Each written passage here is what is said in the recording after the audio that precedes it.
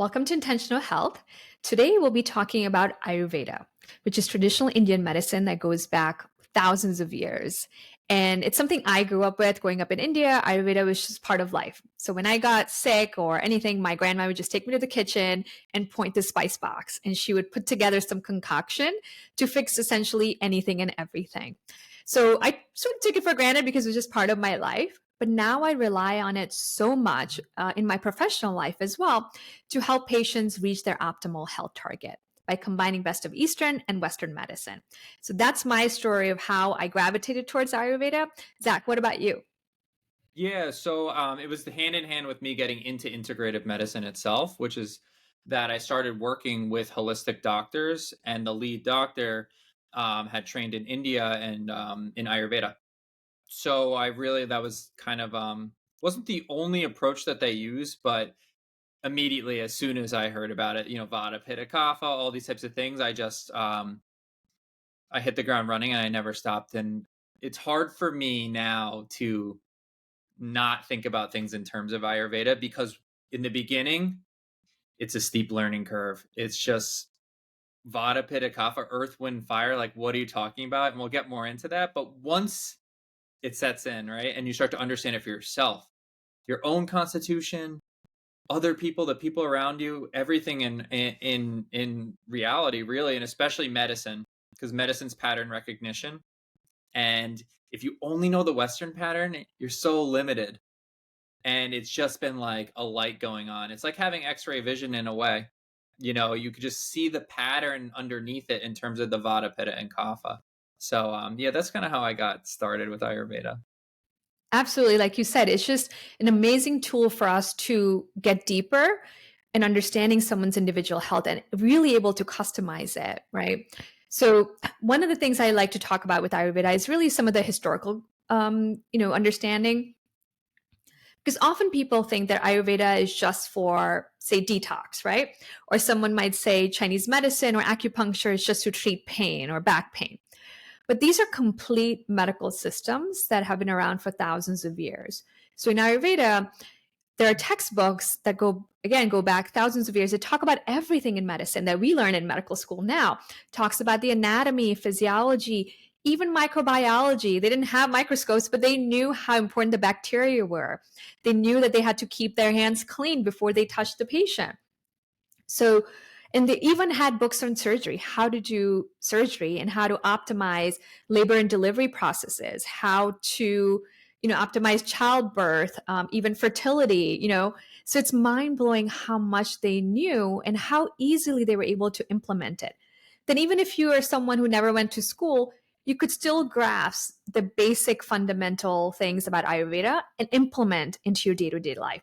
So that's what I'm really passionate about. And I know, Zach, we do this all the time with our patients, is break down the principles of Ayurveda into simple, easy to follow instructions that all of us can use in our day to day life. Yeah, definitely. And that's definitely you brought me right to what I wanted to say, which is that bear with us. Let's take it slow with this Ayurveda stuff.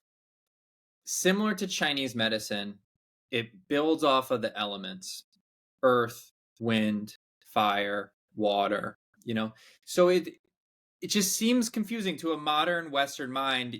It's you immediately like feel a little bit dismissive, right? Like what, why, that's not doesn't make sense. Just bear with it, feel it out, okay? And then as we'll give you more concrete examples, it takes time. It took years for this to really set in where it becomes just like second nature. Okay. And like if you talk to anyone that uses Ayurveda a lot, it's just something you go through. Okay. So keep in mind, we're going to try to keep this as simple as possible. Forgive us in advance if we're overly simplifying things. We're going to try to take things to like an almost cartoonish logical extreme so you can just get the basic principles. But keep in mind, you don't need to understand all this stuff perfectly. A lot of it, though, you're going to start having these aha moments, like things you always knew. You already knew, like when it's cold out, you automatically want to dress warmly and eat soups, and you know what I mean. You're gonna all that common sense that that wisdom that we have. It'll start to make sense. It's really just about developing a new language and a framework for talking about things. Okay. Yeah. And it's also very intuitive, like you said. I think a lot of it's like, huh, that just makes sense, you know? So that's why talking about different topics, you know, how to adjust your daily routine to your diet, lifestyle, we're going to break it down into simple steps. To start out with, I think the bigger picture, I think what I love about Ayurveda, Chinese medicine, and honestly, any ancient medical tradition around the world, it's all about looking at ourselves as part of nature, as part of the universe as whole. So we're not special in the sense we're human beings, but every single living organism, even inanimate objects, are made up of certain elements, five main elements. And every object, whether it's living or not, has some combination of all of these elements. So depending on different combinations, they have different characteristics. So it's all about learning which of these elements are more dominant for you, or which are the elements that are more dominant in certain foods that we eat or certain seasons, and synchronizing it is where health and wellness really lies. It's all about striking that balance. There's no perfect element, there's no perfect anything. It's the balance that's where health is. So, Zach, do you want to share a little bit about how these elements sort of come together to create different unique constitutions? Yeah, definitely. So let's zoom out. Big picture. The five elements that we're going to talk about is ether, which you can think of as space, like outer space, empty space. Think of it like that, the ether. Air, right? When that gentle movement, and you'll notice there's a tendency, it goes from the most subtle towards things that are more gross that you can actually see, right? So from space, right? Then the next most ethereal thing we see is air, okay? Then we see fire, okay? And after fire, we see water. And after water, we see earth. Okay, so these are the five. If you just look at everything in the universe, you can actually just look at it as different combinations, different ratios. Every object has a certain percentage of ether, air, fire, water, and earth. Some things are like purely ether and air, right? And some things are purely like almost 100% earth, right? Like if we're thinking like a boulder, right? That's like pretty much all earth, but everything has everything in it. Okay, so that's the most basic fundamental principle in Ayurveda. Now we take it a step further. When we're talking about living organisms, these elements combine in certain patterns, okay? And we call these doshas. So there's three doshas. There's Vata, there's Pitta, and there's Kapha. Vata is a mixture of ether and air. You can think of it like the wind, okay? It's a cold, dry wind, okay? And I know this is where it gets a little bit weird, right? It's not only like talking about physical reality, it's also an energetic principle.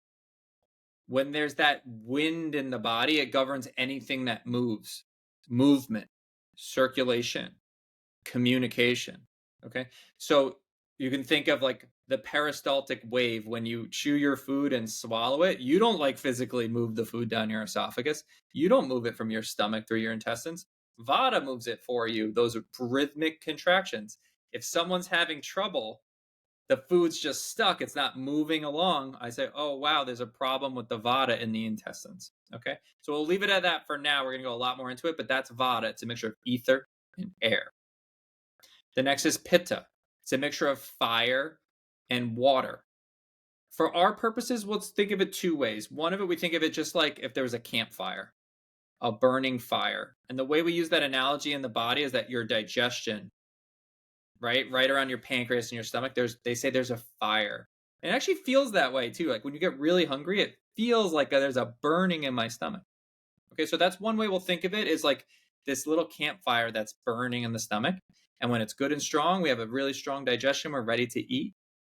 And when it's nice and weak, we need to kind of blow on it and slowly grow it to grow our digestive fire. Okay, the other way we can think of Pitta is as boiling water. Okay, and I'll use that later on as in our conversations. Okay, because really Pitta governs digestion and transformation in the body. So the primary way that we're going to think of it for now on a basic level is just think of it as your digestion, that digestive fire, but it also includes all of the enzymatic reactions, all of the millions and trillions of digestive enzymatic reactions that are occurring throughout your body and your liver. That is all Pitta. That is all fire. It's that fire in the water. Okay. The last is Kapha. Kapha is a mixture of earth and water.